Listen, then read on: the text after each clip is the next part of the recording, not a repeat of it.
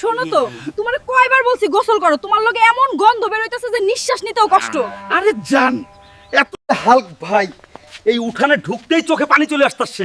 কি গন্ধ দেখছো, মানুষও সহ্য করতে পারতেছে না। খাল হাল্ক, শুনছি তুমি নাকি 16 দিন ধরে গোসল বন্ধ। হ্যাঁ, আজ 16 দিন। তাইলে তো তুমি রেকর্ড করছো ভাই। এই লোকের জন্য আমি ঘরে ঢুকতে পারি না। হাল্ক ভাই, তোমার নিয়ে গবেষণা হওয়া দরকার। হাল্ক, শুনছি তুমি নাকি 16 দিন ধরে গোসল বন্ধ। হ্যাঁ, আজ 16 দিন। তাইলে তো তুমি রেকর্ড করছো ভাই। এই লোকের জন্য আমি ঘরে ঢুকতে পারি না। হাল্ক ভাই, তোমার নিয়ে গবেষণা হওয়া দরকার। শোনো হাল্ক, আজই গোসল না করলে আমি বাপের বাড়ি। আরে না না, এত বড় সিদ্ধান্ত কেন? চল টিউবওয়েলে নিয়ে যাই। ঠিক আছে, আজ গোসল করবো। দেখো, Suddenly, a big green shadow appeared near the farm.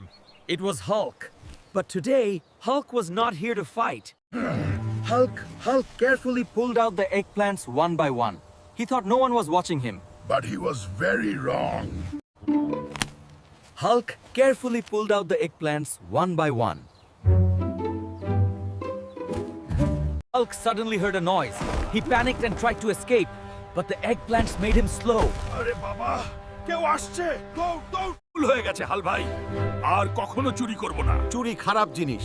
এবার যাও, কিন্তু আর বেগুনে হাত দেবে না। In a peaceful village, there was a beautiful eggplant farm.